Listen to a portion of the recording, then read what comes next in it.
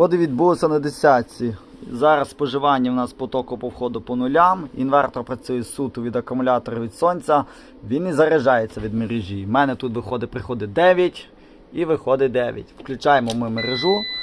Інвертор не має гудіти, зараз немає навантажень ніяких і немає нічого він споживати. Зараз ви побачите, що це не є нормально, це проблема в мозгах.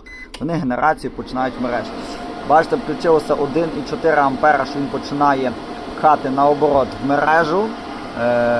Така фігня. Вроді на дисплеї це не видно. От бачите, от 3,4 ампера зараз мені пхає в мережу. От мій лічильник показує 11,7, а той показує 9. І виходить, що в мене генерація йде назад в мережу, мій лічильник накручує мені з моєї кишені.